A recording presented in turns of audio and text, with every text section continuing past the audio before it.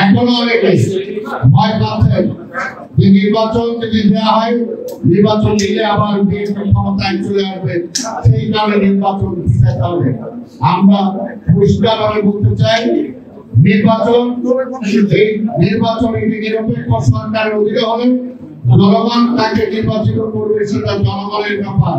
তাই জনগণকে কোনো কিছু চাপিয়ে দেওয়া, যেটা আগে প্রেসিডেন্ট চাপিয়ে দিয়েছে, এখনো যদি কেউ চাপিয়ে দিতে চায় তাহলে সেটা গণতন্ত্রের ভাষা না। তাই আমরা সবাইকে বলবো, গণতন্ত্রে আমরা যারা বিশ্বাস করি, আমাদের অবশ্যই গণতন্ত্রকে ফিরিয়ে আনার জন্য গণতান্ত্রিক ধাপ, যে মানুষের ভোটের অধিকার, সেটাকে থেকে যাতে জনগণকে দীর্ঘদিন আমরা শুনে না রাখি, সেটার জন্য আমরা এই সরকারের কাছে আহ্বান জানাবো যে 5 আগস্টের আগে আমরা প্রকাশ্যে কোথাও কোনো সম্মেলন করতে পারি না। এমনকি বিভিন্ন জায়গায় বসে কোথাও ঘরোয়া বৈঠক করবে, সেরকম অবস্থাও সেই সরকার আমাদেরকে দেয় নাই। তাই 5 আগস্টের পরে আমাদের দলের নেতা ভারপ্রাপ্ত চেয়ারম্যান তারেক রহমান আজকে সারা দেশে সংগঠনকে আরো মজবুত করার জন্য, আরো গতিশীল করার জন্য প্রতিটি জায়গায় কাউন্সিলের মাধ্যমে সংগঠনের নেতৃত্বকে নির্বাচিত করার পদক্ষেপ গ্রহণ করেছেন।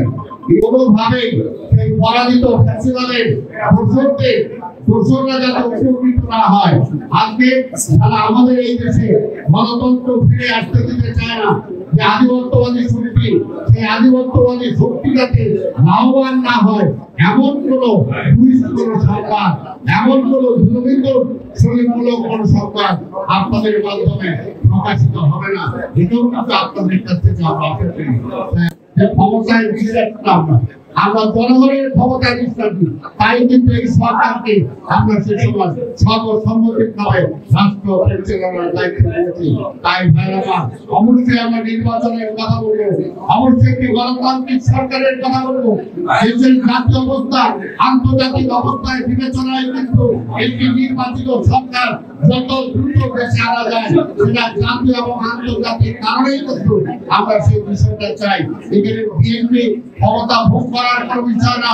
বিএনপি নেত্রী দেশনেত্রী বেগম খালেদা জিয়া বাংলাদেশের প্রধানমন্ত্রী হওয়ার পরও তিনি প্রধানমন্ত্রিত্ব ছেড়ে দিয়েছেন এই তত্ত্বাবধায়ক সরকারের বিল সংসদে প্রতিষ্ঠা করে পাস করে তারপরে থেকে রিজাইন করে তিনি নির্বাচন দিয়েছেন। কাজে বিএনপি কিন্তু ক্ষমতার লালসা না, বিএনপি ক্ষমতার জন্য জন্ম হয় নাই, জনগণ বিএনপিকে ক্ষমতায় দিয়েছেন।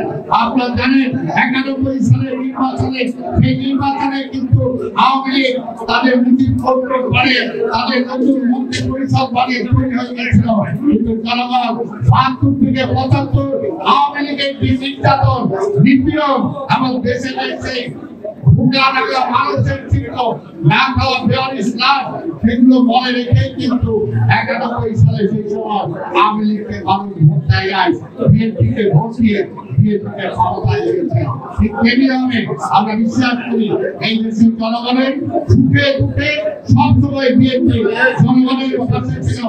সেই কারণেই কিন্তু আজকে অনেক রাজনৈতিক দল যারা বলেন, অনেক নেতৃত্ব যারা বলেন যে নির্বাচন হলে বিএনপিকে মানুষ ভোট দিয়ে দেবে, ওই কারণেই কিন্তু বলেন, ওই কারণেই কিন্তু শেখ হাসিনা ভয় পাইছেন যে নির্বাচন হলে বিএনপি ক্ষমতায় আসবে, তারেক রহমান ক্ষমতায় আসবে।